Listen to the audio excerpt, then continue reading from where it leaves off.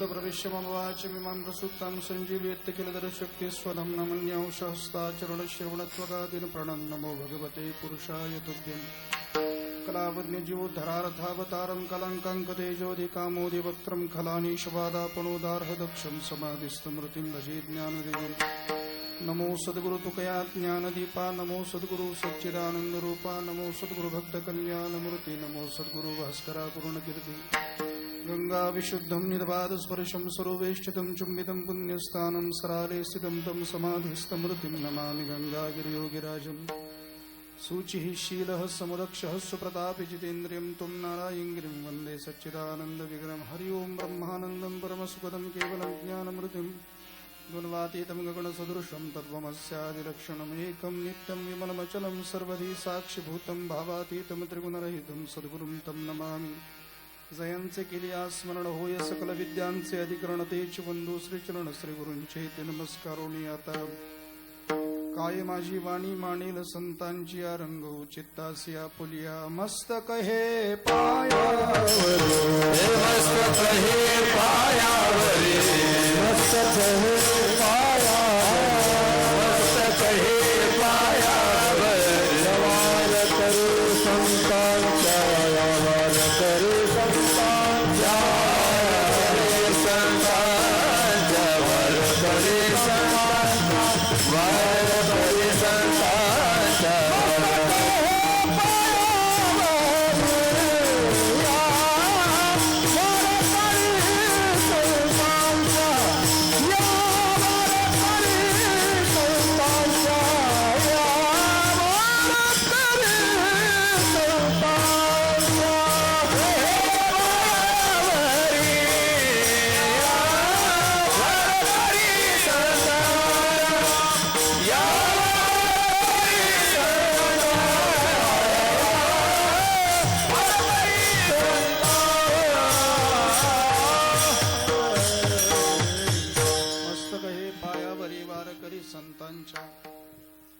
थोर भक्ती आवडते देवा संकल्पावी माया संसाराची ठेविल्यानंते तैसे चिरावे चित्ती असू द्यावे समाधान वाहिला उद्वेग दुःखची केवळ भोगणे ते फळ संचिताचे उकामनी घालू तयावरी भार वाभो हा संसार देवा पायी ठेविल्यानंते तैसे चिरावे चित्ती असू द्यावे समाधान परम मंगलमय परात्पर अखिलेश्वर भक्तवांच्या कल्पतरु सकल सत्ताधीश अखिल कोड ब्रह्मांड नायक पंढरीश परमात्म्याच्या चरणी वंदन करून विश्वसंत माऊली महावैष्णव श्रीमंत श्री ज्ञानोबराय जगद्गुरु श्री तुकोबराय सद्गुरु योगीराज गंगागिरीजी महाराज सद्गुरु श्री नारायणगिरीजी महाराज आदी करून सकल वारकरी संतांच्या चरणी वंदन करून या संत महापुरुषांच्या पदस्पर्शाने पुनीत झालेल्या महाराष्ट्राच्या मातीला वंदन करून छत्रपती शिवाजी महाराजांच्या स्मृतीला अभिवादन करून व्यासपीठावरील उपस्थित ज्येष्ठ श्रेष्ठ गायक वादक गुणीजन टाळकरी वारकरी उपस्थित सर्व श्रोते आबाल वृद्ध माता भगिनींना वंदन करून कीर्तनरूपी सेवेला सुरुवात करतो. तत्पूर्वी कार्यक्रमाच्या अनुषंगानं वक्ता या नात्यानं परिहार देणं क्रमप्राप्त समजतो. प्रतिवर्षाप्रमाणे सुरू असलेला हा अखंड हरिनाम सप्ताह श्री वैष्णव विचार कीर्तन महोत्सव संस्था भोसरी व सर्व ग्रामस्थ यांच्या संयुक्त विद्यमाने परमवंदनीय भोसरीकर महाराज यांच्या कृपाशीर्वादाने आदरणीय श्री या कार्यक्रमाचे उद्घाटक आणि आपल्या सर्वांचे लाडके आमदार आदरणीय महेश दादा लांडगे यांच्या एक अनमोल सहकार्यातून श्री हरिभक्तीपरायण हबप राजाभाऊ महाराज फुगे आणि कार्यक्रमाचे अध्यक्ष आदरणीय श्री भाऊसाहेब दादा लांडे पाटील आणि व्यवस्थापन समितीतील सर्वच संयोजक मंडळींच्या परिश्रमाने कष्टाने आमच्या या ज्येष्ठ श्रेष्ठ गुणीजन महाराज मंडळींच्या उपस्थितीमध्ये आपल्या सर्वांच्या उपस्थितीमध्ये याही वर्षी या कार्यक्रमाची कालच सुरुवात झालेली आहे आणि आजची सेवा आपल्या सर्वांच्या आग्रहाने माझ्याकडे आलेली आहे. तसं मागच्या वर्षी मी पुन्हा येईल असं म्हणलेलो नसताना सुद्धा मी पुन्हा आलो हे माझं मी भाग्य समजतो. आणि म्हणून या वर्षी नवचैतन्य मागच्या वर्षापेक्षा अजून जास्त बघायला मिळालं.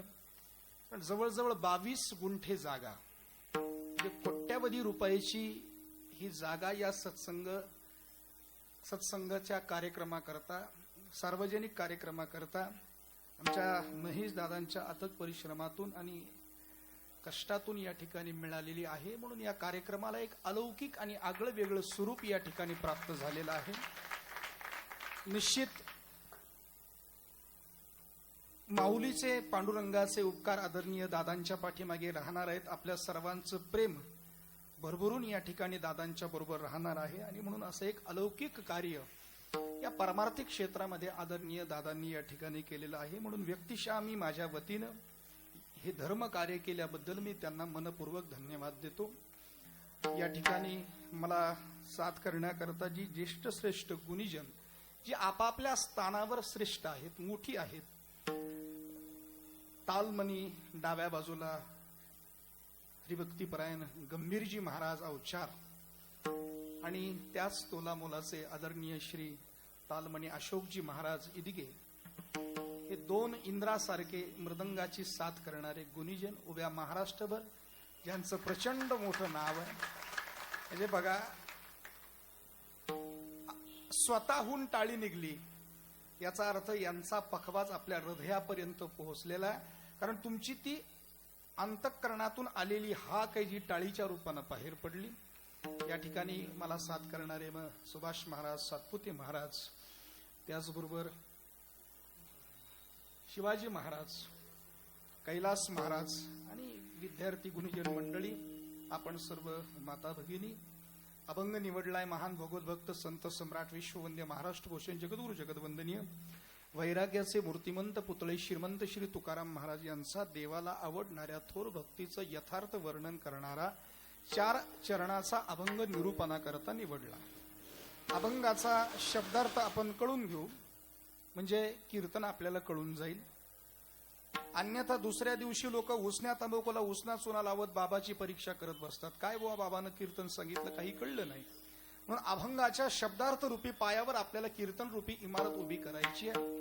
संत श्रेष्ठ तुकाराम महाराज सांगतात की देवाला संसारावर असलेली आसक्ती सोडून केलेलीच भक्ती आवडते, पहिलं चरण. महाराजांना विचारलं, महाराज संसारावर आसक्ती सोडून भक्ती जर केली तर संसारात कसं असायचं? महाराजांनी सांगितलं त्याच्याकरता जसं ठेवलं तसं असायचं. म्हटलं ते तरी कसं असायचं? तर त्याच्याकरता चित्त समाधानी ठेवायचं. पुन्हा प्रश्न केला, का हो महाराज, काही उद्योग करण्याचा प्रयत्न केला तर? महाराजांनी सांगितलं, जर तुम्ही उद्योग केला आणि तुमच्या प्रारब्धात जर दुःख असेल तर ते दुःख तुम्हाला भोगावंच लागेल. अभंगाचं तृतीय चरण. मग काही लोकांनी महाराजांना विचारलं, महाराज आवर एक्सपिरियन्स, तुमचा अनुभव काय आहे? महाराजांनी सांगितलं, माझ्या बाबतीमध्ये जर सांगायचं झालं तर मी माझा संसारच देवाच्या पायावर वाहिला नव्हे, मी संसारच देवा करता केला. अभंगाचं चतुर्थ चरण. विठ्ठला विठ्ठला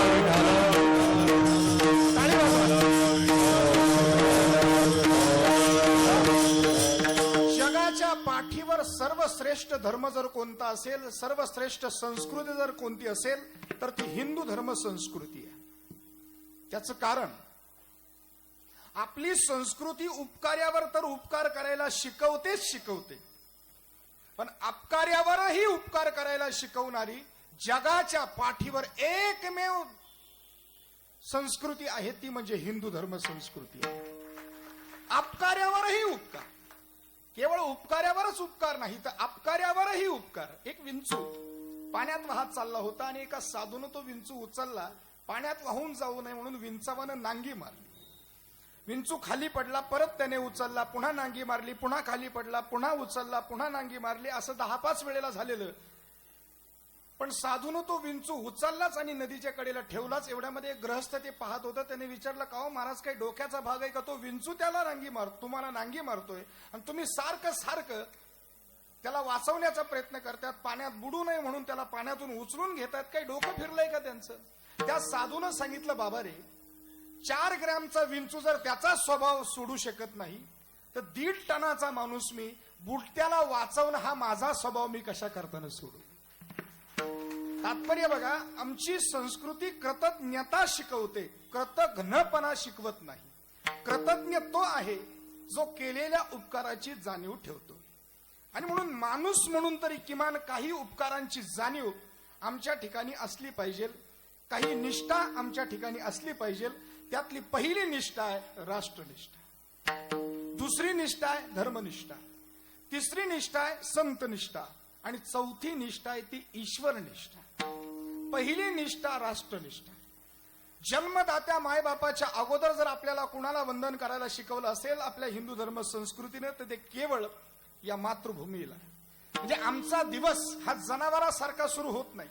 बेड टी घेणारी आमची संस्कृती नाही. बेड टी म्हणजे साध्या भाषेत सांगू, अंथुरणातला चहा, ही संस्कृती आमची नाही. अंथुरणात बसल्यानंतर कराग्रे वसते लक्ष्मी, करमुले सरस्वती, कर मध्ये तू गोविंदा, प्रभाते कर दर्शनम. करवंदन झाल्यानंतर या मातीवर पाय ठेवण्याच्या अगोदर त्या मातीला वंदन करायचंय. त्याचं कारण आपल्यासाठी ही केवळ माती नाही तर ही मातृभूमी आहे आणि जगाच्या पाठीवर या मातीला माता म्हणणारा देश फक्त हिंदुस्थान आहे. जगाच्या पाठीवर असा देश नाही की ज्या देशाच्या समोर माता शब्द लावलेला आहे. आणि त्याच्याही पुढे सांगतो पहा, अशा माता या मातृभूमीमध्ये जन्माला आल्या. त्यांनी या मातृभूमीवर अभिषेक करत असताना दह्याचा अभिषेक केला नाही, दुधाचा अभिषेक केला नाही, मधाचा अभिषेक केला नाही, स्वतःच्या मुलाच्या रक्ताचा अभिषेक केला. म्हणून या स्वतंत्र हिंदुस्थानामध्ये तुम्ही आम्ही बसलेलो आहोत. अशा माता या हिंदुस्थानामध्ये जन्माला आल्या. आपण ज्या मातीत बसलेले आहात ही माती अनेक स्वातंत्र्य सेनानींच्या, क्रांतिकारकांच्या रक्ताने लाल झालेली ही माती आहे. म्हणून आमच्या करता ही माती नाही तर मातृभूमी आहे. पहिली निष्ठा आमच्या ठिकाणी असली पाहिजे. कदाचित धर्मनिष्ठा नाही, कबूल आहे. संतनिष्ठा नाही, कबूल आहे. ईश्वरनिष्ठा नाही, कबूल आहे. पण राष्ट्रनिष्ठा नसेल तर त्या देशद्रोह्याला या देशामध्ये राहण्याचा अधिकार नाहीये. पहिली निष्ठा राष्ट्रनिष्ठा आमच्या या मातीविषयी. त्याचं कारण बघा, आईनं जर ताटातला घास मोडला, आमच्या तोंडाजवळ धरला, तर आपल्याला आईच्या हातातला घास दिसतो. पण तो घास ज्या काळ्या आईनं आपल्या पोटात नांगराचा फाळ खुपसवून पिकवला, ती काळी माता मातृभूमी आम्हाला कधी दिसत नसते. पहिलं वंदन या मातृभूमीला. या मातृभूमीवर प्रेम करावं. किती प्रेम करावं. प्रेमामध्ये एवढे विदा सावरकर, एवढे काही भानावर राहिले नाही, एवढे काही त्या प्रेमाच्या विरहापोटी विदा सावरकर तळमळ करू लागले. मी कुणाशी बोलतोय याचं भान सुद्धा विदा सावरकरांना राहिलं नाही. परदेशामध्ये असताना समुद्राच्या कडेला आले, त्या पाण्यावर हात ठेवला आणि त्या पाण्याला स्पर्श करून विदा सावरकर त्या प्रेमामध्ये आतुर झाल्यानं कुणाशी बोलतो याचं भान राहिलं नाही. आणि त्या सागराला म्हणू लागले, सागरा, याच तुझ्या पाण्याचा स्पर्श माझ्या मातृभूमीला होतो. ने मजसी ने मातृभूमीला, सागरा प्राण तळमळ. मातृभूमीवर प्रेम करणार. पहिली निष्ठा राष्ट्रनिष्ठा. दुसरी निष्ठा आहे धर्मनिष्ठा. धर्म एव हतो हंती धर्मो रक्षती रक्षितः.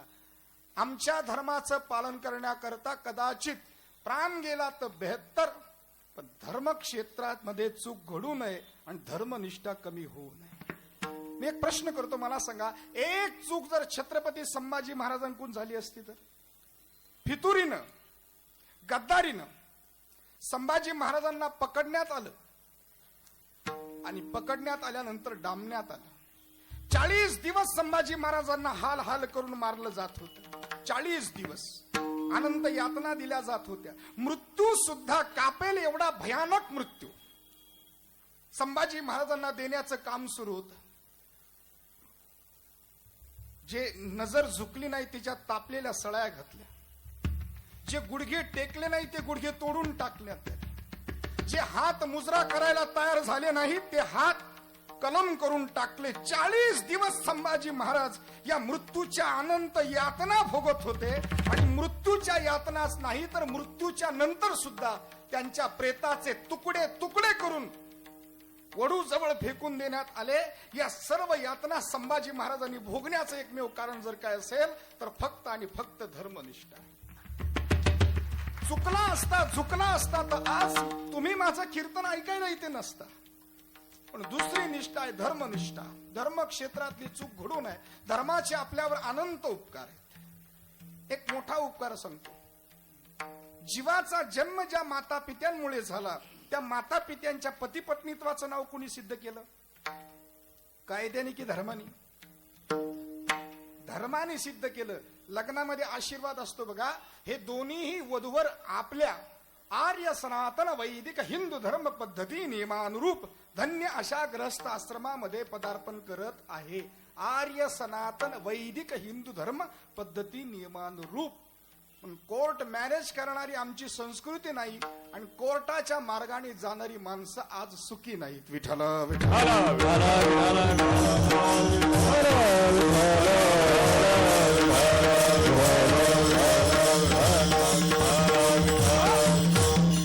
पहिला उपकार ज्या माता पित्यांमुळे आमचा जन्म झाला, त्या माता पित्यांच्या पती पत्नीत्वाचं नातं कोणी सिद्ध केलं तर ते धर्मानं केलेलं आहे. म्हणून स्वधर्माचं पालन करत असताना कदाचित प्राण गेला तरी बेहत्तर. दुसरी निष्ठा धर्मनिष्ठा. तिसरी निष्ठा आहे संतांवर निष्ठा. कारण आज तुमच्या आमच्या जीवनामध्ये जर कुठे सुख असेल तर याला कारण काय तर ते संत आहेत. नवे पंढरीचा पांडुरंग जर आम्हाला कुणामुळे कळला असेल तर तो संतांमुळे कळलेला आहे. आणि या संतांचे आमच्यावर अनंत उपकार आहेत. म्हणून आम्ही कृतज्ञ होऊन चालणार नाही. आम्हाला कृतज्ञ राहावं लागणार. हे अनंत उपकार करत असताना त्यांच्या अनंत यातना जर आपण बघितल्या तर अक्षरशः शब्दानं न सांगणाऱ्या. कदाचित मी सांगणारा सांगून जाईल, तुम्ही ऐकून जाल, पण वास्तव ज्यांच्या जीवनामध्ये होतं ते किती भयानक होतं याला काही सीमा होती. एक सांगू तुम्हाला, संत सर्वसामान्य समाजाला, अडाणी समाजाला कळले नाही यात नवल नाही, पण मोठ्या मोठ्या प्रकांड विद्वान धर्मपंडितांना संत नाही उकळले. मी एक प्रश्न करतो. पैठणच्या धर्मपीठामध्ये त्या सभेत ज्ञानोबराया शुद्धीपत्र आणण्याकरता गेले आणि उभे राहिले. त्या धर्मसभेमध्ये मला सांगा, अडाणी माणसं होती का? अशिक्षित होती का ती? त्यांना काहीच कळत नव्हतं. अहो, प्रकांड विद्वान होती, धर्मपंडित होती, पण मोठ्या मोठ्या प्रकांड विद्वान धर्मपंडितांना या संतांचं मोठेपण नाही कळलं. त्याच्या पुढे एक सांगतो पहा. अडाणी अशिक्षित आडमोठ लोकांना संत नाही कळले यात नवल नाही. प्रकांड मोठ्या विद्वान धर्मपंडितांना संत कळले नाही यात नवल नाही, पण स्वतःच्या पोटच्या मुलांना सुद्धा संत कळले नाही हे दुर्दैव आहे. कारण नाथ महाराजांचा हरी, त्यांच्या मुलाचं नाव हरिपंडित होतं, त्यांचा आणि नाथांचा तात्विक मतभेद होता. आणि हा हरिपंडित वाद करून ज्ञान ग्रहण करण्याकरता काशीवर गेला होता. म्हणजे गंमत बघा, जगाचा हरी 36 वर्ष नाथांच्या घरी श्रीखंड्याच्या रूपात पाणी भरी, नाथांचा हरी गेला काशीवरी. दुर्दैव बघा. म्हणून हे जे संत आहेत यांचे अनंत उपकार आहेत, अनंत उपकार आहेत. एक प्रसंग जाता जाता सांगतो. ज्यावेळेला सिद्ध बेटावर विठ्ठल पंतांनी आपली झोपडी मांडली आणि एक 8-10 दिवस झाले ज्ञानोबारायांना असं वाटलं की 10 दिवस झाले आपण इंद्रायणीचं स्नान केलं नाही, म्हणून माऊलींनी पंचा खांद्यावर टाकला आणि इंद्रायणीच्या तीरावर आले. पंचा कडेला ठेवला. आता इंद्रायणी स्नान करणार. इतक्यामध्ये समोरून आवाज आला, कोण? ज्ञानोबारायांनी समोर बघितलं. तेच विसोबा काका ज्यांनी संसार रस्त्यावर फेकला होता, भांडीकुंडी रस्त्यावर फेकली होती, लाथा बुख्या मारून गावातनं आळंदीतनं हकलून दिलं होतं, तेच विसोबा चाटी स्नान करत होते. ज्ञानोबारायांनी विचारलं, काका मी आहे ज्ञानदेव, विठ्ठल पंतांचा ज्ञानदेव. विठ्ठल पंतांचा आणि ज्ञानदेव, लाज वाटायला पाहिजे कार्ट्यांनो. अरे आळंदीत बाटवली, पण आता काय इंद्रायणी सुद्धा बाटवायची ठरवली? ज्ञानोबारायांनी खूप गोड उत्तर दिलं आणि चोख उत्तर दिलं. कदाचित हे चोख उत्तर विसोबा काकांना नाही पटलं. ज्ञानोबारायांनी फक्त एकच वाक्य उद्गारलं, काका कोट्यावधी पाप्यांचा उद्धार करणारं जर हे तीर्थ आहे, मग एका संन्याशाच्या मुलाच्या स्पर्शानं कसं वाटलं? एवढं चोख उत्तर काकांना नाही आवडलं. ताड बाहेर आले, ताडशिरी तोंडात मारली, आई म्हणून किंकाळी मारली आणि ज्ञानोबारायांनी हात जोडले. आज जी इंद्रायणी ज्ञानोबारायांच्या समाधीला स्पर्श करून जाण्यामध्ये धन्य समजते, त्या इंद्रायणीचं स्नान सुद्धा या लोकांनी नाही करू दे. काका संन्याशाच्या मुलाच्या स्पर्शानं वाटतं ना हे तीर्थ काका, चुकलो काका, नाही यायचो पुन्हा, नाही या इंद्रायणीत पाय ठेवणार नाही. पण पुन्हा जर हा ज्ञान्या तुम्हाला इंद्रायणीच्या तीरावर दिसला ना काका, या ज्ञान्याला इंद्रायणीमध्ये बुडून मारा, बुडून मारा काका. पुन्हा हा बघा, अनंत यातना आहेत, चरित्र भरून पडलेले आहेत सर्व संत. 12वं शतक 15वं शतक, नाथांचं उदाहरण घ्या, तुकोबराईंचं उदाहरण घ्या. असा संत नाही की त्याच्या जीवनामध्ये यातना नाहीयेत. या अनंत यातनांची, या उपकाराची परतफेड आणि केवळ त्यांच्यावर असलेल्या निष्ठेने संपणार आहे. राष्ट्रनिष्ठा, धर्मनिष्ठा, संतनिष्ठा आणि चौथी सर्वात महत्वाची ईश्वरनिष्ठा. ईश्वराचे आमच्यावर अनंत उपकार आहेत. जेने हा जीव दिला दान, जेने हा जीव दिला दान,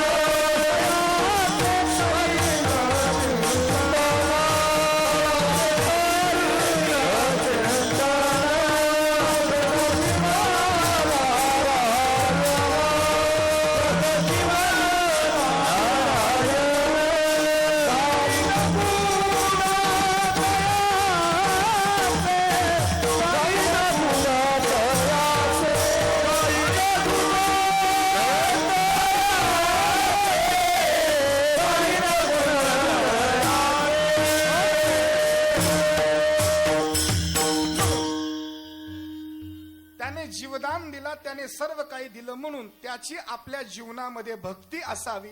आणि ती कशी असावी पहिल्या चरणात सांगतात. हेच थोर भक्ती आवडत देवा, हेच थोर भक्ती आवडत देवा,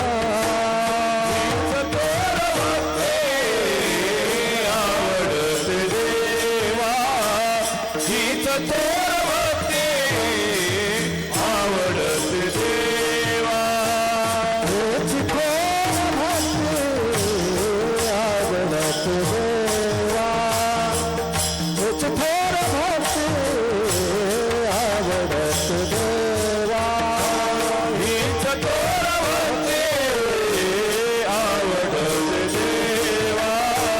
हीच थोर भक्ती आवडत देवा. कल्पावी माया संसाराची, संकल्पावी माया संसाराची, ठेविले अनंते तैसीची रहावे, ठेविले अनंते तैसीची रहावे.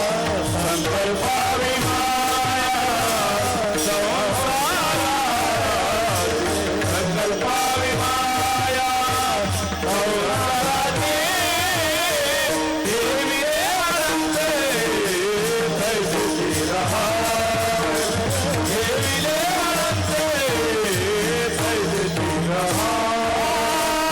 हेच थोर भक्ती आवडत देवा, भक्ती आवडत देवा, हेच थोर भक्ती आवडत देवा, भक्ती आवडत देवा.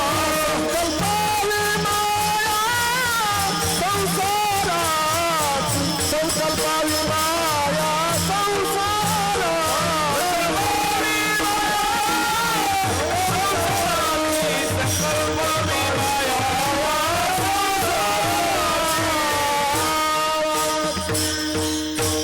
संसारावर असलेली आसक्ती सोडून केलेली भक्ती देवाला आवडते. एक शंका, मग तुकाराम महाराजांना नवविध भक्ती मान्य नाहीत का? तर तसंही म्हणता येत नाही. जाणे भक्तीचा जिव्हाळा, जाणे भक्तीचा जिव्हाळा, जाणे भक्तीचा जिव्हाळा, जाणे भक्तीचा जिव्हाळा.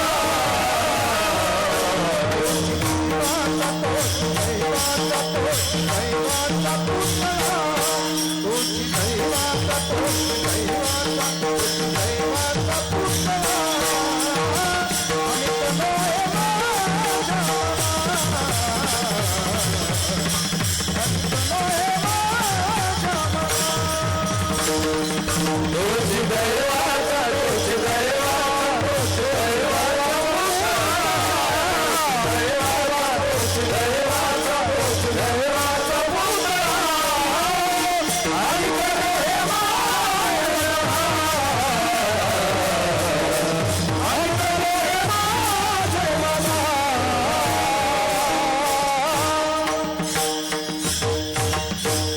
तुका माने नववी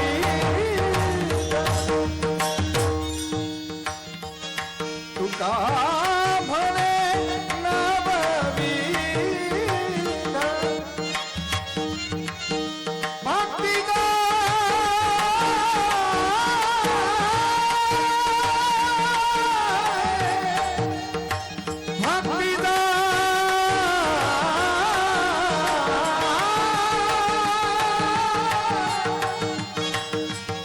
भक्तीचा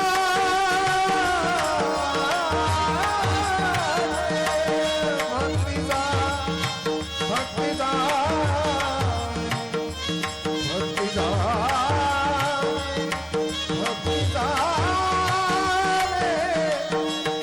भक्ती झाले भक्ती झाले भक्ती झाले तोच शुद्ध आणि कने माझ्या मना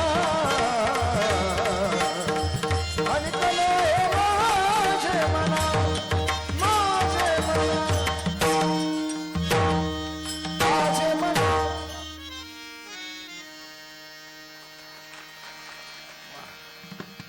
जो भक्तीचा जिव्हाळा जाणतो तो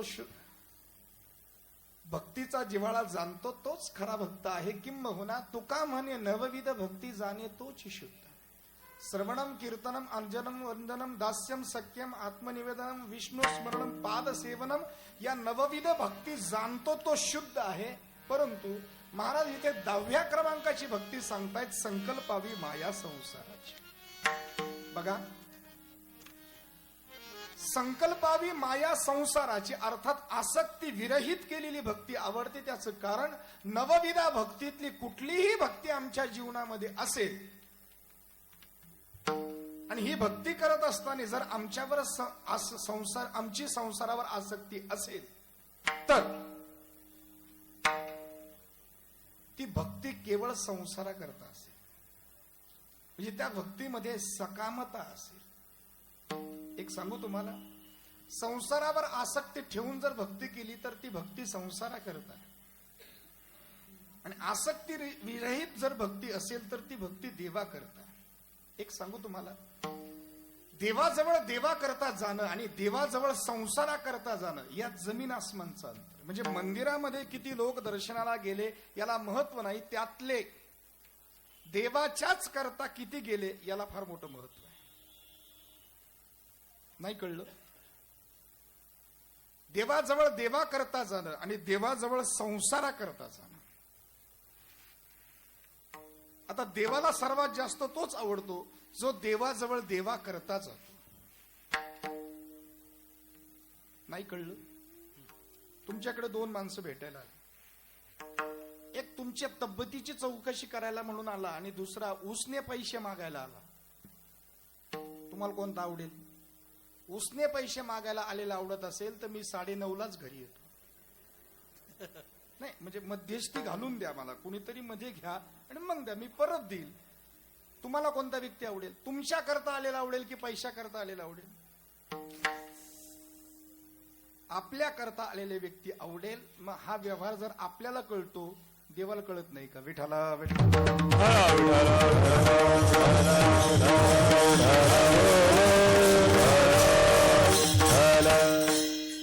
आणि म्हणून साधू संतांचा संसार देवाला आवडतो, दुर्दैव आपला परमार्थ आवडत नाही. त्याचं कारण आहे त्यांचा संसार देवा करता होता, आमचं देवाकडे जाणं संसारा करताय. विठाला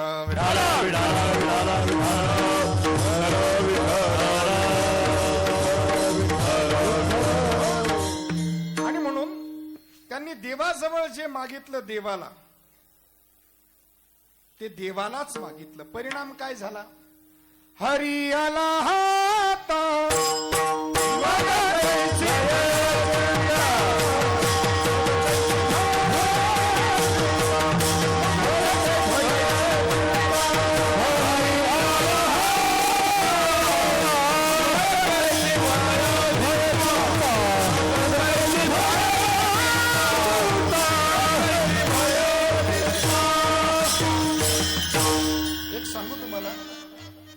साधू संत पाहिजे त्याला देव देऊ शकत होते. याचं कारण होतं की देव त्यांच्या हातात होत आणि जी गोष्ट हातात असते तीच माणसाला देता येते. म्हणजे काही वेळेला लोक म्हणतात आता का आपल्या हातात राहिलं का, बरोबर आहे की नाही. म्हणजे हातात नाही याचा अर्थ देऊ शकत नाही. तसं साधू संतांच्या देव हातात होता, हरी आला हातात आणि हातात असलेली वस्तू पाहिजे त्याला देता येते. फॉर एक्झाम्पल माझ्याकडे काय आहे, तुम्ही जागे आहेत ना हो सगळे. गुळ. हा गुळ आहे, गुळ. हा काय आहे, गुळ. गुळ हा कोणाच्या हातात आहे, तुमच्या. माझ्या हातात आहे. मी पाहिजे तर कोणालाही देऊ शकतो. यस. मी ठरवलं तर गंभीर महाराजांना देऊ शकतो. माझं त्यांच्यावर फार प्रेम आहे. असं नाही बरं, तुमच्यावर पण आहे.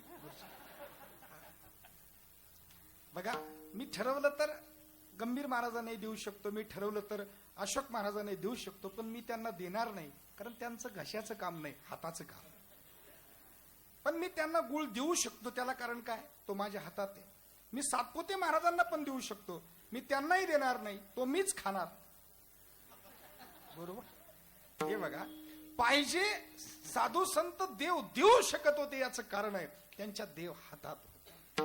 पण देवाजवळ त्यांनी जे मागितलं ते देवालाच मागितलं. याचं कारण काय होतं की संसारावर असलेली आसक्ती सोडून भक्ती केलेली असल्यामुळे त्या भक्तीमध्ये निष्कामता होती. विठ्ठला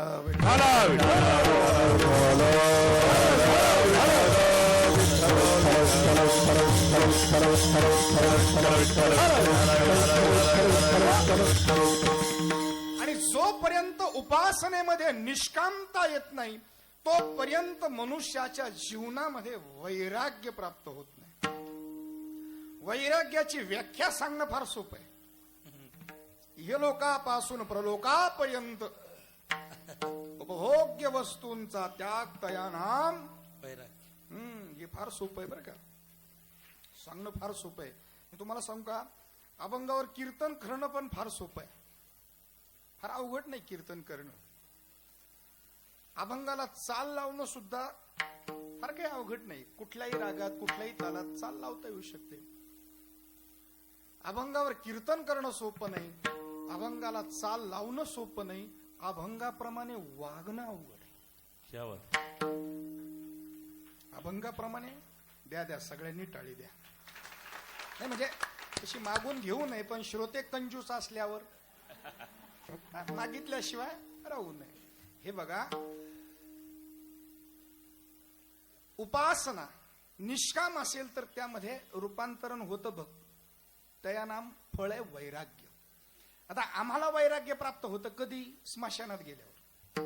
त्याला मर्कट वैराग्य म्हटलंय. श्रीमद भागवतात 12व्या स्कंदात वर्णन आलेलं आहे. स्मशान वैराग्य म्हणजे मर्कट वैराग्य. एकतर मग कधी घरात वाद झाल्यावर एवढा त्याग निर्माण होतो.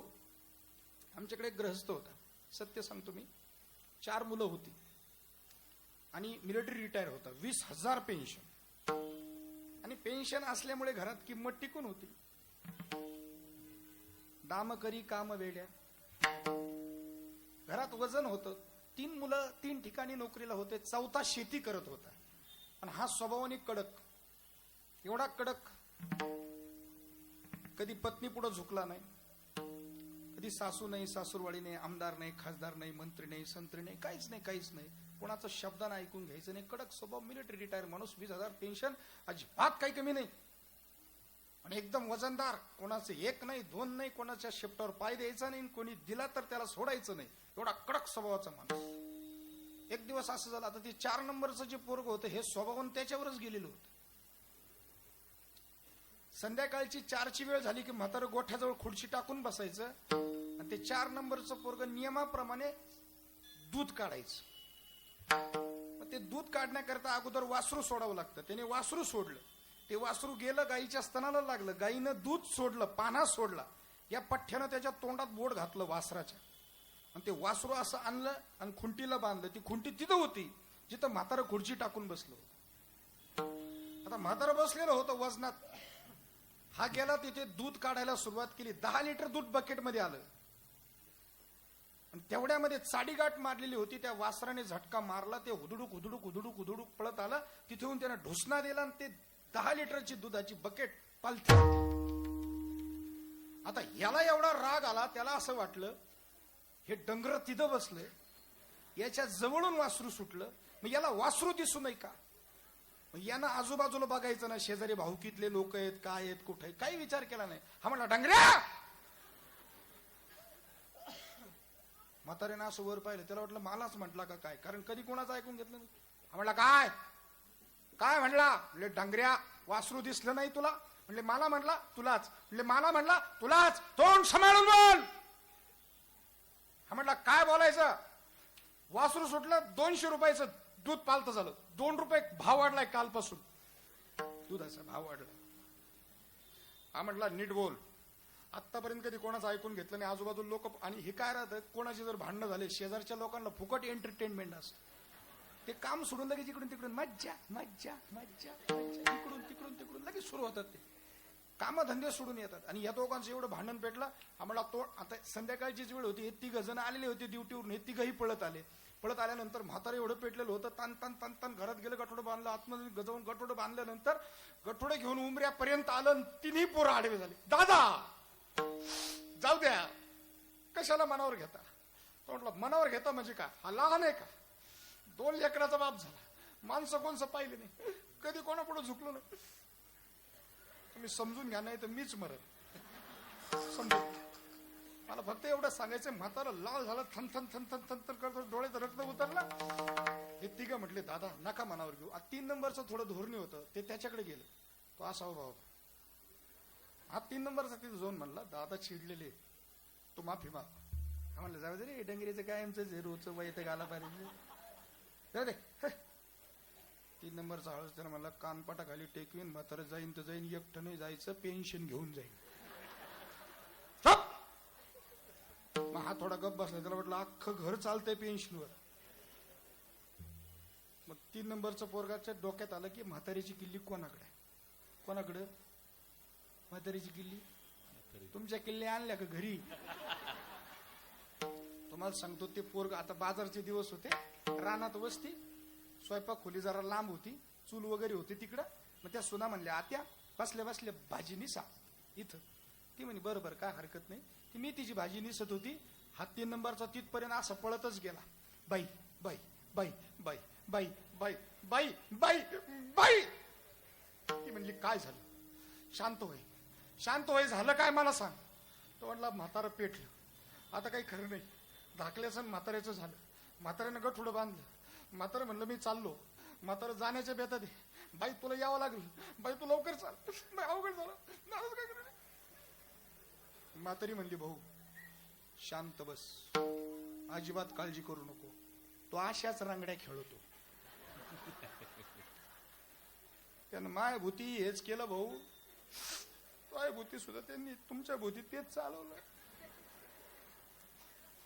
मी होते म्हणून नांदले दादा, माझ्या जागेवर दुसरी असती ना कधीच उन्हात घर बांधलं असतं तुमचं. काळजी नको करू, मी पाहते त्याच्याकडे, तू नको टेन्शन घेऊ, शांत होय. म्हातारींच्या चष्मा लावला, काठी टेकवीत टेकवीत आला. तोपर्यंत याचे भांडणं चालूच होते. ते 3 दोघंचे 2 गाडी होते. दादा मनावर घेऊ नका, हा म्हणायचं जमणार नाही, अजून हातपाय चालत आहेत माझे. तेच जर असं बोलत आहे तुम्ही, मी जर धरणीला पडलो तर मला कोणी विचारणार नाही. कशा करता कोणा करता प्रपंच करायचं, असं अपमानास्पद जर बोलणं ऐकायला मिळत असेल, थोबड पाहायला नको, राहायला नको. आळंदीला जातो, कोणाकडे राहील, कोणाकडे राहील. नाही राहून दिलं तर पंढरपूरला जाईल, पंढरपूरला नाही जमलं तर चंद्रभागेत जीव देईल, पण तुमचे थोबड पाहणार नाही. त्याची ही फनफन चालू होती. एक पाय उंबऱ्याच्या बाहेर, एक हात असं गठुडवर डोक्यावर धरलेला. ते 2 जण पुढं. म्हातारी काठी टेकवीत टेकवीत आली. म्हातारी म्हणे भाऊ बाजूला सारखा तुम्ही. तोपर्यंत हा साजू भाऊ, तो 3 नंबरचा तिकडं, 4 नंबरचा, 3 नंबरचा बाईला घेऊन आला. ते 2 बाजूला झाले. म्हातारीनं असा हात लावला वर, बरोबर कनेक्शन जोडलं. निम्म टेम्परेचर तिथंच हात झाला. म्हणे पटाटा का या वयात आ शबता शबत का या वयात आओ. तो म्हणे शोभायचं सोडून दे, तुला माहिती आपला स्वभाव कसा आहे, कधी ऐकून घेतलं नाही कोणाचं. तुम्हाला 4 चौकात डांगऱ्या म्हटला, उद्या मला मारायला धावून. त्याच्यापेक्षा राहायचं कशासाठी, जगायचं तरी कोणासाठी, कशासाठी आणि कोणासाठी. सरक बाजूला, जाऊ दे मला. म्हातारीला पक्की टॅक्ट आली होती. म्हातारीने लगेच पदरच लावला. ती म्हणे काय म्हणणं आहे तुमचं, म्हणणं तरी काय.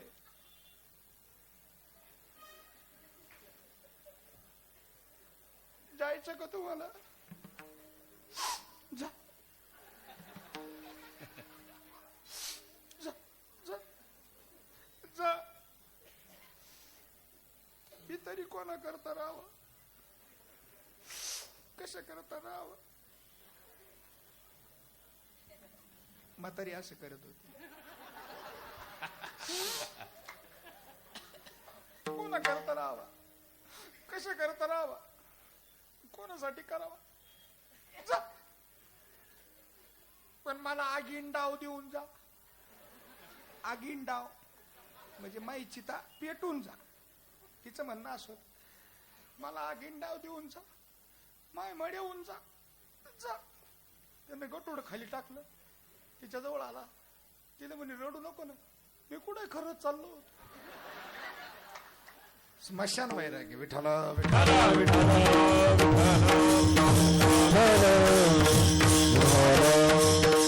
एक सांगू तुम्हाला, सकाम उपासना असेल तर सकाम उपासनेतून निष्काम उपासनेत रूपांतर होणार नाही.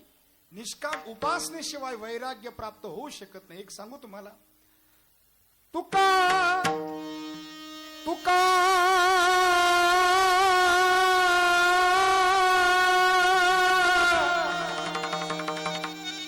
तुका मने जीव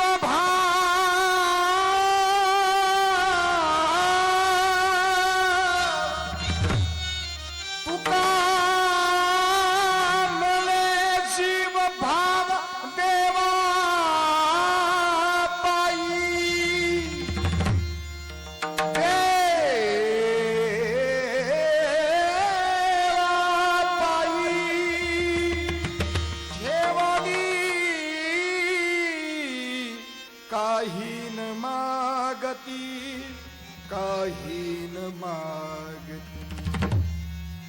जीव भाव देवाच्या पायावर ठेवला, पण कधी देवाकडे काही मागितलं नाही. विठ्ठला विठ्ठला विठ्ठला.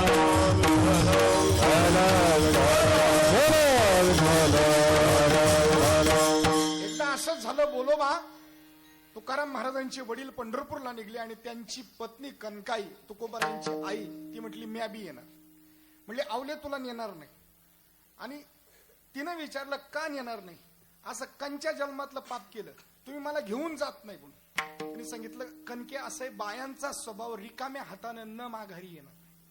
म्हणजे सासर किती श्रीमंत असलं आणि माहेर कितीही गरीब असलं तरी पण माहेरी गेल्यावर येताना 2 कडीपत्त्याच्या जुड्या तरी आणि डांगराची खाप तरी, 5 कुरडाया तरी, लोणच्याची बरणी तरी, आणि रिकामी येणारच नाही.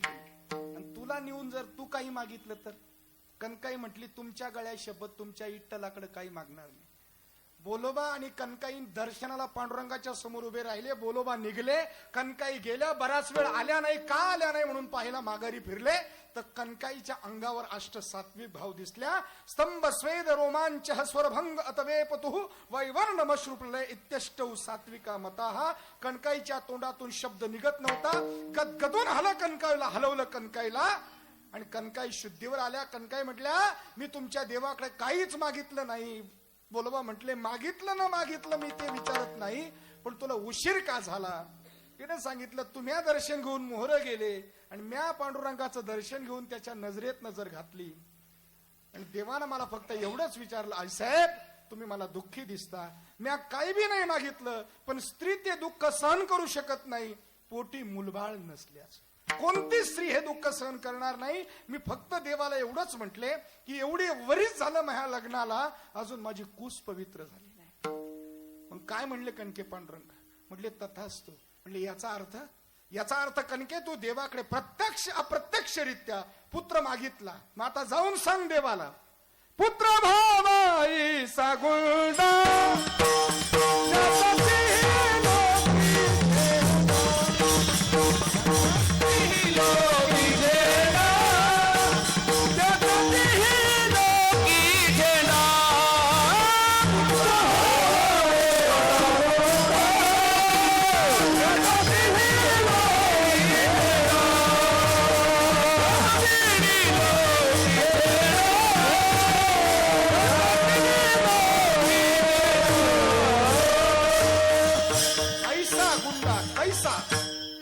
कैसा गुंडा, ओसामा बिन लादेन जैसा, हाफिज सईद जैसा, अबू बकर अल बगदादी जैसा, छोटा राजन, छोटा शकील.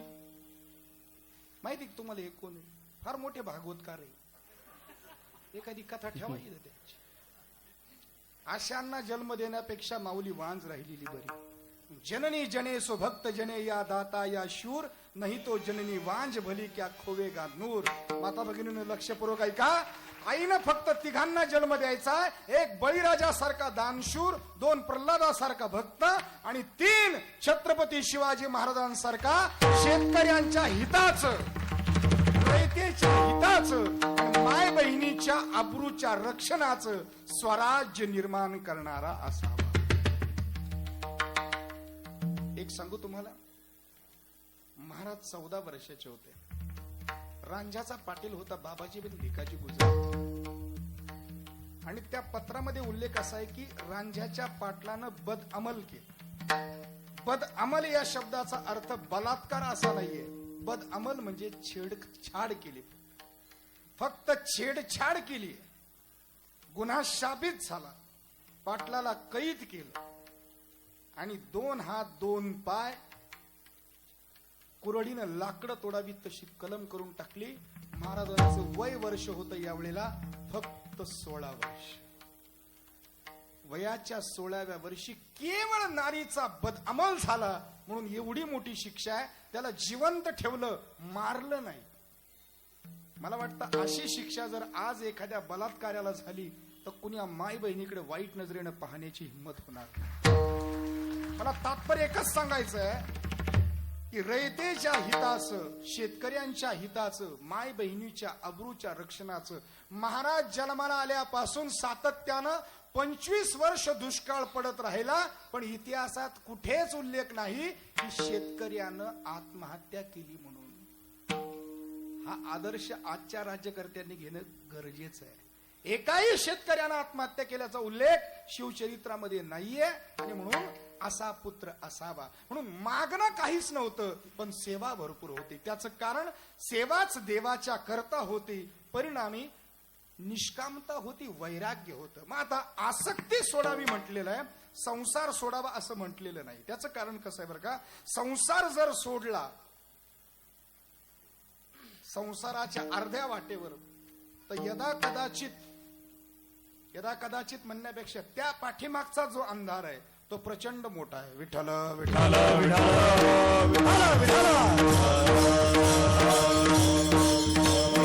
एक उदाहरण सांगतो. पुढं सरा जरा पुढं. एका राज्याला संतती नव्हती. नवसा सायानं संतती झाली. ज्योतिषकारानं भविष्य सांगितलं की हा मुलगा तुमच्याकडे राहणार नाही म्हणून. त्या राजानं काय केलं, त्या मुलाला कधीच राजमहालाच्या बाहेर निघू दिलं नाही. परिणामी काय झालं, तो मुलगा कधीच बाहेर न निघल्यामुळे त्याला जगाचं दर्शन केलेलं नव्हतं. एक दिवस राजानं, तो मोठा झाल्यानंतर त्याचं लग्न लावलं. लग्न झालं, कालांतराने पत्नी गरोदर होती. अशा अवस्थेतच एक दिवस राजानं आता विचार केला की मुलाला जर लग्न झालंय, संसार सुरू झालाय तर हा जाईल कुठं. म्हणून राजानं प्रधानजीला सांगितलं की प्रधानजी पहिले लोक पुढं सरकून बसवा. सरा जरा थोडं सहकार्य करा. पुढे सरा. पुढे सरका. पुढे सरा. माग नका बघू. पुढे सरा. विठ्ठल विठ्ठल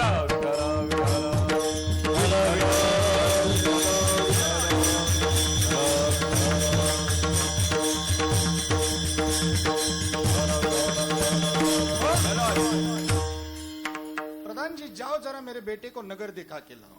काय झालं होतं, लहानपणापासून यानं राजमहाल कधी सोडला नव्हता. राजमहालाच्या 4 भिंती याचा विषय होता. तो रस्त्यानं चालला, एक रोगी माणूस बघितला. त्यानं प्रधानजीला विचारलं, प्रधानजी ये आदमी कौन है? त्याने विचारलं, ये रोगी है. याने प्रश्न केला, तो म्हटलं, प्रधानजी इसे जैसे रोग हो गया वैसे मुझे हो सकता है? प्रधानजीने सांगितलं, क्यों नाही हो सकता? हो सकता है. त्याच्या मनावर ते वाक्य कोरलं गेलं, कारण मन कोर होतं. थोडा पुढे गेला, एक म्हातारा ओट्यावर टाकलेला होता. धोत्रात विष्ठा झालेली होती, सगळ्या माशा फिरत होत्या अंगावर, नाकातनं शिंबूड तोंडात येत होता आणि सगळे घरातले हाडाड करत होते. आणि एक सांगू तुम्हाला, या अवस्थेमध्ये कितीही म्हणजे आपल्या सुना मुलं बाळा आपला तिरस्कार करतील यात नवल नाही, पण आयुष्यभर एका अंथरुणावर ज्या पत्नी बरोबर रथ झाला, ती म्हातारी सुद्धा म्हणत असते, न्यावं द्यावं. हे वास्तव कटू सत्य आहे, आम्हाला स्वीकारावं लागणार. त्याने विचारलं, प्रधानजी ये आदमी कौन है? प्रधानजीने उत्तर दिले, ये बूढ़ा है. ये बूढ़ा है? ये जैसे बूढ़ा हो गया वैसे मैं बूढ़ा हो सकता हूं? प्रधानजीने सांगितलं, क्यों नहीं हो सकता, हर किसी को एक दिन बूढ़ा होना है. हे 2 वाक्य त्याच्या मनात सारखे विचार सुरू होते. माणूस म्हातारा होतो, माणसाला रोग होतो आणि पुढे अंतयात्रा बघितली. विचारलं, ये क्या जा रहा है? बोले, ये जनेजा जा रहा है. इस आदमी को कहां लेके जा रहे हैं? उसने कहा, उसे जलाने के लिए लेके जा रहे हैं. इसे क्या हुआ? ये मर गया है. कारण याच्या अगोदर मेलेला माणूस त्याने बघितलाच नव्हता. मग त्याने विचारलं, ये जैसे मर गया वैसे मैं मर सकता हूं? सांगितलं, क्यों नहीं, तू क्या तेरा बाप मरेगा? जो आएगा सो जाएगा, राजा रंक और फकीर. 3 विचार सारखे मनात घोळत होते. एक, माणूस म्हातारा होतो, माणसाला रोग होतो, माणूस मरतो. घरी आला, जेवणाचं ताट समोर ठेवलं होतं, जेवण गेलं नाही, अंथरुणावर पडला, डोळे बंद होते, पण डोक्यात थैमान घातला होता. माणसाला रोग होतो, माणूस म्हातारा होतो, माणूस मरतो. या विचारामध्ये रात्रभर झोप लागली नाही. आणि मध्यरात्रीच्या नंतर पहाट सुरू झाली आणि पहाटे त्याच्या डोक्यात विचार यायला लागले, मला मृत्यूवर विजय मिळवायचा आहे, मला वृद्धापकाळावर विजय मिळवायचा आहे, मला रोगावर विजय मिळवायचा आहे. आणि या विचारातून अर्ध्या रात्रीला कुणालाही न सांगता राजवैभवाचा, गरोदर अवस्थेतल्या पत्नीचा, सर्वस्वाचा त्याग करून जंगलामध्ये जाऊन साधना करून भगवान पदाला प्राप्त झाला. त्या महात्म्याचं नाव होतं भगवान गौतम बुद्ध. आणि समाजात आले हजारो शिष्य, हजारो अनुयायी व्हायला लागले. आणि फिरत फिरत फिरत फिरत 30 वर्षानंतर त्याच गावात आले, जे गाव त्यांनी अर्ध्या रात्रीत सोडलं होतं. गावातले लोक धावले, भागो भागो दौड़ो दौड़ो, अरे ये दूसरे तीसरे कोई नहीं, हमारे गांव के भगवान बुद्ध है जो अब भगवान बन गए. लोकांनी आग्रह केला, महाराज आपको इस गांव में 4-5 दिन रुकना पड़ेगा. त्यांनी सांगितलं, अरे नदिया बहती भली वैसे साधू साधू चलता भला, मैं तो एक गांव में रुकता भी नहीं. लोकांच्या आग्रहास्तव 2-4 दिवस थांबले. काही महिला त्यांच्या पत्नीकडे गेल्या आणि पत्नीला जाऊन सांगू लागले, आपको कुछ पता है? जिला गरोदर अवस्थेत सोडलो. तिने विचारलं, क्या? वो आपके पतिराज जो आपको 30 साल पहले नींद में छोड़कर चले गए ना, वो बहुत बड़े भगवान बन गए. बहुत से लोग आते हैं उनके प्रवचन के लिए, बहुत से शिष्य हैं उनके साथ, आपको प्रवचन के लिए आना नहीं? तिने उत्तर दिलं नाही. म्हटले का? नाही म्हटले, संसाराच्या अर्ध्या वाटेवर त्यांनी मला सोडले, अजून मी तरी त्यांना सोडलेलं नाही. त्यांना म्हणावं, कमीत कमी भिक्षा मागण्याच्या निमित्तानं तुम्ही माझ्याकडे येऊन जा. आणि हा निरोप गेला. भगवान बुद्ध भिक्षा मागण्याच्या निमित्तानं अंगणात आले. ते अंगण बघितलं, त्या राजमहालाच्या भिंती बघितल्या, आवाज दिला, भवती भिक्षाम देही. आतमध्ये पत्नीनं आवाज ऐकला, 30 वर्षानंतर माझा कुंकवाचा धनी माझ्या अंगणात आलाय, पण कशाच्या निमित्तानं? तर भिक्षा मागण्याच्या निमित्तानं. उठले आणि 14 वर्षाच्या मुलीसारखी दुडुदुडू पळत सुटली. पण भिक्षा देणं हे माझं कर्तव्य आहे. स्वयंपाक घरात गेली, भिक्षा हातात घेतली, दरवाजापर्यंत आली. एक पाय उंबऱ्याच्या बाहेर होता, एक आत होता. समोर भगवान बुद्ध उभे होते. नजरेत नजर घातली, डोळ्यातून अश्रू वाहत होते तिच्या. टिप टिप टिप टिप अश्रू पडत होते.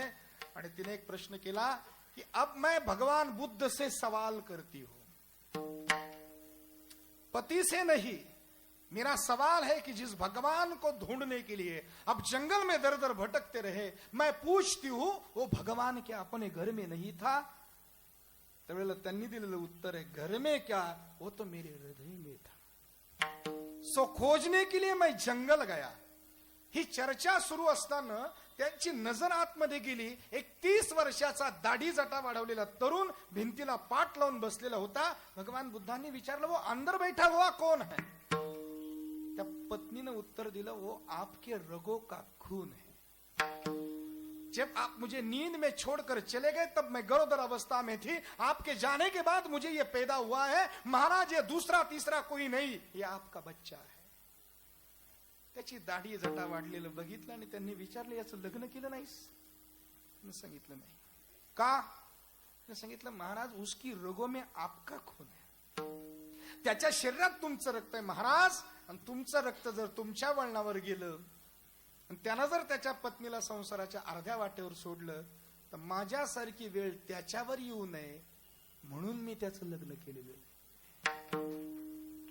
संकल्पावी माया संसाराची. संसार न संकल्प न सोडता संसारावरची आसक्ती सोडावी. विठ्ठलपंतांचं काय झालं? विठ्ठलपंतांनी संन्यास घेतला. श्री गुरुनं सांगितलं, चैतन्या म्हणजेच तिकडचं नाव, अरे तुझा संसार इंद्रायणीच्या तीरावर अर्धवट आहे आणि तुझा संसार तुझी वाट पाहतोय. तुझी पत्नी तुझी डोळ्यात तेल घालून वाट पाहते. जा चैतन्या, संसार सोडून घेतलेला संन्यास हा कधीही संन्यास होऊ शकत नाही. पुन्हा एकदा संसाराला सुरुवात कर. परिणामी श्री गुरुच्या आज्ञेनं पुन्हा एकदा संसाराला सुरुवात केली. परिणाम पुढे आपल्याला माहिती आहे. विठाला मग तुम्ही संसारिक आहात ना, तर मग संसारावरची आसक्ती सोडा. संसार सोडू नका. असोनी संसारी जिव्हा वेग करी. वेद शास्त्र उभारी बाह्या सदा. मग सांगा ना महाराज, संसारात कसं राहायचं? महाराजांनी दुसऱ्या चरणात सांगितलं, ठेविले आनंद तैसे ती राहावे, तैसे ती राहावे. नित्य सुधावे समाधाने, नित्य सुधावे समाधाने.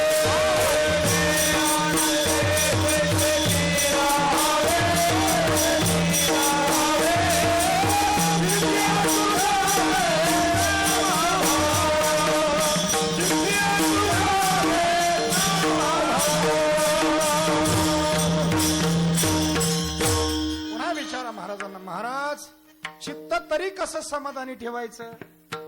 महाराज सांगतात, सदा नाम हो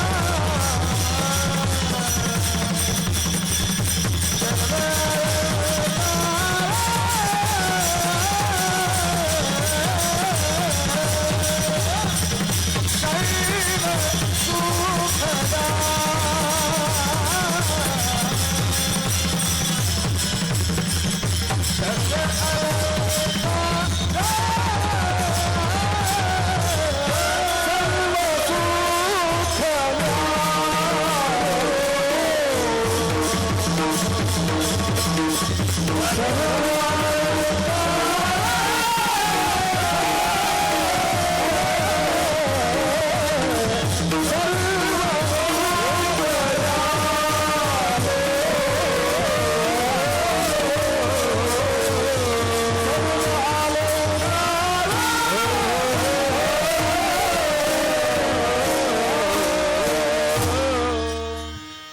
समाधानी ठेवण्याचं साधन महाराजांनी जे साधन सांगितलंय ते भगवंताचं नाम आणि केवळ भगवंताचं नाम हेच एकमेव चित्त समाधानी ठेवण्याचं साधन आहे. म्हणून संसारामध्ये ठेवलं तसं राहत असताना जर दुःख येत असेल किंवा जर सुख येत असेल तर सुख दुःख समान मानून अखंड भगवंताच्या चिंतनात रममान राहिल्यानं चित्त समाधानी राहतं. म्हणजे याचा अर्थ जर यदा कदाचित आम्हाला कर्माचे फळ भोगण्याची वेळ येत असेल तर त्या कर्माचे फळ भोगण्याकरता नकार न देता आहे ते संचितातलं फळ भोगणे कसं आहे, केलेल्या कर्माचं फळ जीवाला चुकत नाही, जीवालाच काय देवाला चुकलं नाही, देवाच्या बापाला राजा दशरथाला चुकलं. कर्मे दशरथ वियोगे मेला कर्मे श्रीराम वनवासा गेला कर्मे रावण क्षय पावला वियोग घडला सीता देवी. राजा दशरथजींचा अंतिम काळ ज्या वेळेला जवळ आला, कौशल्य आणि कौशल्य आणि सुमित्रा जवळ होती. राजा दशरथजी 6 दिवस रामाला जाऊन झालेले आहेत. राजा दशरथजी कौशल्याला म्हणतात, कौशल्या माझी एक विनंती है तुला, मेरे मरने के बाद इस शरीर को कई को स्पर्श मत करने देना. अगर उस पापिनी ने मेरे मरने के बाद इस शरीर को स्पर्श किया तो स्वर्ग में जाकर भी मेरे आत्मा को शांति नहीं मिलेगी. कौशल्या म्हणू लागली, अयोध्यापति ऐसा मत बोली.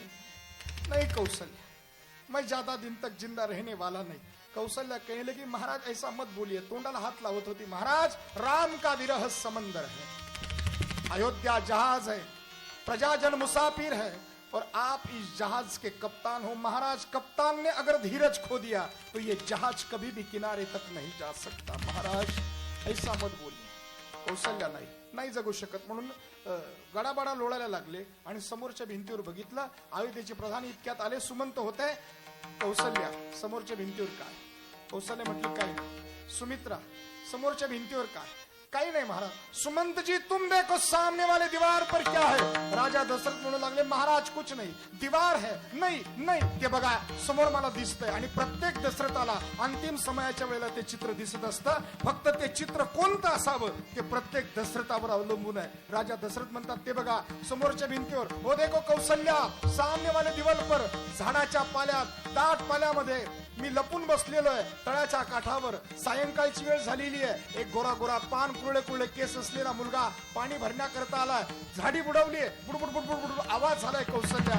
आणि आवाजाच्या दिशेनं मी बाण सोडला. मला असं वाटलं कोणीतरी श्वापद म्हणजे हत्ती सोंडीत पाणी घेऊन पुस्कारतोय. कौशल्या, ते बघ बाण गेला, सू सू करत जाऊन त्या बाळाच्या वक्षस्थळावर आदळला. तो बाळ आई म्हणून जमिनीवर कोसळला. कौशल्या, बघ समोरच्या भिंतीवर मला ते चित्र दिसतंय. मी झाडावरनं उडी टाकली, झप झप झप झप पावलं टाकत गेलो. कौशल्या, कमरेपासून अर्धा पाण्यात, कमरेपासून वर आहे. उजव्या हातात झारी पकडलेली कौशल्या, डोळ्यामधून अश्रू वाहत आहेत आणि डबडबल्या डोळ्यानं तो मला विचारतोय, कोण तुम्ही?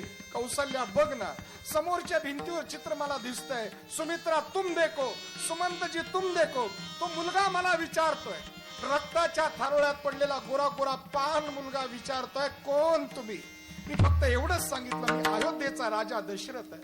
महाराज, अहो ऐकलं होतं तुमच्याबद्दल, मी ऐकलं होतं. स्वर्गातल्या राजाला, इंद्राला सुद्धा मदत पडल्यानंतर तुमच्यासारख्याची मदत मागणारा राजा या मृत्यू लोकात याचा अभिमान होता. महाराज, पण एका आंधळ्या मायबापाची म्हातारपणाची काठी हिसकावून घेतली. महाराज, कुठला पुरुषार्थ? कौशल्या बघ, मी वचन दिल्यानंतर त्यानं प्राण सोडले कौशल्या. आणि बघ ना, आता समोर 3 चिता पेटलेल्या आहेत ग. एका चितेवर श्रावण आहे, एका चितेवर श्रावणची आई आहे, आणि एका चितेवर श्रावणाचा बाप आहे. आणि ते तिघही माझ्याकडे बघून हसतायत. कौशल्या, सुमित्रा, सुमंतजी बघा, 3 चिता भिंतीवर पेटलेल्या आहेत. तिघही माझ्याकडे बघून हसतायत आणि काय म्हणतायत मला, राजा आमचा श्राप खरा ठरला राजा. आम्ही जसं आमच्या पुत्राच्या विरहाने तडफडून मेलो, तसा आज तू तुझ्या पुत्राच्या विरहाने तडफडून मरतोय. आमच्या अंतिम समयाच्या वेळेला जसं आमचं लेकरू आमच्या तोंडात पाणी ओतण्याकरता नव्हतं राजा, तसं तुझं एकही लेकरू आज तुझ्या तोंडात पाणी ओतण्याकरता नाही. कौशल्या, कौशल्या बघ, कौशल्या बघ असं म्हणत असताना राम राम कही, राम राम कही राम, महीपती बिरह गयऊ सुरधा, सुरधा, सुरधा. 6 वेळेला रामाचं नाव घेतलं. कर्मे दशरथ वियोगे मेला, भोगने ते फळ संचित. वाहिल्या उद्वेग दुःखाचे प्रवाह, वाहिल्या उद्वेग दुःखाचे प्रवाह,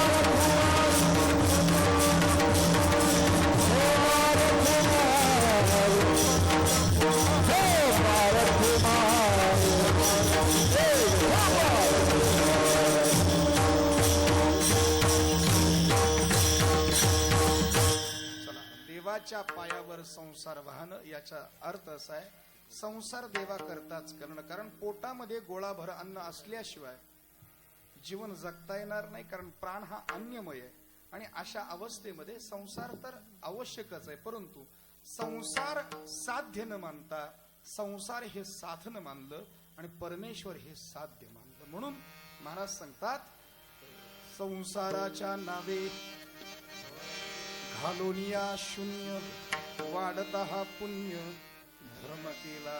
आणि म्हणून वाहू हा संसार तुका मने घालो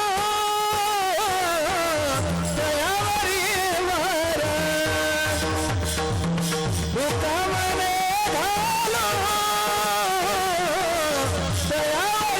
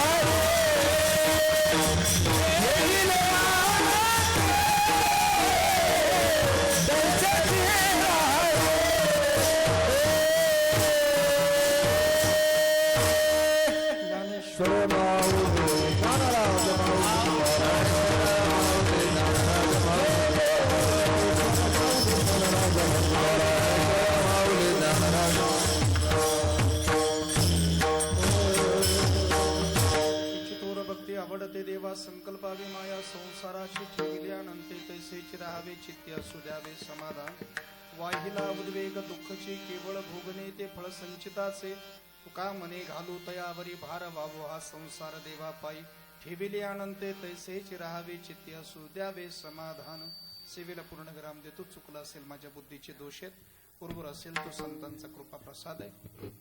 संतांचा कृपा प्रसाद म्हणून नक्कीच जीवनामध्ये ग्रहण करा. या संत विचाराची शिदोरी आपल्याला आपल्या जीवनाच्या प्रवासामध्ये निश्चित उपयोगी पडेल. आपला जीवनाचा प्रवास सुखकर केल्याशिवाय राहणार नाही. आज या ठिकाणी सेवेचा योग आला. आदरणीय श्री महेश दादा यांच्या एक अनमोल सहकार्यातून आमच्या सर्व व्यवस्थापन मंडळी, आमच्या आदरणीय भाऊसाहेब दादा लांडे पाटील आणि देवदास अप्पा फुगे पाटील, देवीदास अप्पा फुगे महाराज, ही सर्व व्यवस्थापन मंडळी यांच्या नियोजनाला धन्यवाद आहे. आणि विशेष म्हणजे या कार्यक्रमाला जी शोभा आहे, या कार्यक्रमाचं जे स्थान आहे, ते स्थान ज्या गुणवानांमुळे उंचवलेलं आहे ते महाराष्ट्रातले सुप्रसिद्ध असे गुणवान महाराज मंडळी आहेत. किमान आमच्या त्या भागामध्ये या गुणवानांना न्यायचं म्हटल्यानंतर आमच्यासाठी मोठं कठीण आहे. तुमचं सर्वांचं भाग्य आहे पुणेकरांचं, तुम्हाला आळंदी जवळ लाभलेली आहे. आणि ही एकाहुनी बळेरी अशी ही गुणवान मंडळी आहेत. मग तालमनी गंभीरजी महाराज, तालमनी अशोकजी महाराज, त्याचबरोबर हार्मोनियमवर मला गोड साथ केली कदमजी महाराज, यांना धन्यवाद आहे गुरुजी.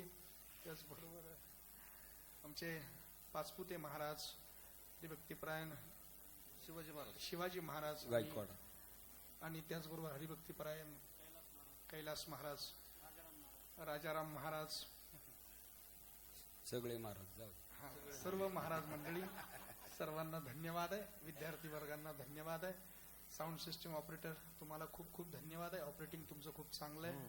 त्याचबरोबर हे चित्रण करून ठेवणारे तुमचे रमेश महाराज, अर्थात गंभीर महाराजांच्या योगानं हा सप्ताह उभ्या महाराष्ट्रभर फिरला. आणि मला ते स्वाभिमानानं का सांगा वाटतं, मागच्या वर्षी झालेलं माझं कीर्तन 7,500 लोकांनी बघितलं. वा. म्हणजे एक कीर्तन जर माझं 7,500 लोकांपर्यंत गेलं तर इतर कीर्तनकारांचं मिळून अर्ध्या लाख लोकांपर्यंत हा सप्ताह गंभीर गुरुजींनी पोहोचवण्याचं काम केलंय. म्हणून या सप्ताहाची उंची प्रचंड मोठी आहे. इथे सेवा मिळणं सुद्धा भाग्यच आहे. म्हणून मी पुन्हा येईल मी असं म्हणत नाही, कारण मी पुन्हा येईन म्हटल्यानंतर मी पुन्हा येत नाही. म्हणून मी असं न म्हणताच पुन्हा एकदा आपल्याकडून अपेक्षा करतो, थांबतो आणि सेवेला पूर्ण विराम देतो. जाता जाता एक छोटासा उपक्रम आहे, आदरणीय आमच्या गंभीर महाराजांनी तो सुरू केलेला आहे आणि फार मोठं पुण्याचं ते काम आहे. मला स्वतःला त्यातून आलेले अनुभव हे खूप चांगले आहेत. 5 प्रकारच्या तुळशींचा अर्क, श्याम तुळस, राम तुळस, वन तुळस, लिंबू तुळस आणि विष्णू तुळस, जे आपल्या जवळ 300 आजारांवर काम करतं. तुम्हीच या ना गुरुजी इकडे. तर हा जो प्रयोग करून दाखवला जातोय, याच्यामध्ये श्री तुळशी टाकलेली आहे आणि त्याच्यात पाणी टाकलंय. तर या थर्माकोलला 300 वर्षाचं आयुष्य आहे. आणि असं 300 वर्षाचं आयुष्य असलेलं हे थर्माकोल पाण्यानं, गरम पाण्यात वितळत नाही. पण श्री तुळशी अर्कानं काय केलं, याला डिझॉल्व्ह केलं. हा प्रयोग मी कशा करता सांगितला, 4 थेंब जर कोमट पाण्यात आपल्या सकाळी पोटात गेले तर निश्चित नाही 1001% ते रक्तातून ज्या वेळेला हे तुळशी अर्क फिरतं त्यावेळेला जे बॅड कोलेस्ट्रॉल पासून तयार झालेल्या गाठी असतात, ज्याच्यामुळे व्हेनच्या ब्लॉकेजेस वाढतात, त्या 100% निघतात. कफ, वात, पित्त संतुलित होतं. शरीराची पचन संस्था चांगली होते. 99% आजारांचं मूळ इथे आहे. पण गंभीर गुरुजींनी तो उपक्रम फार सुंदर चालू केले.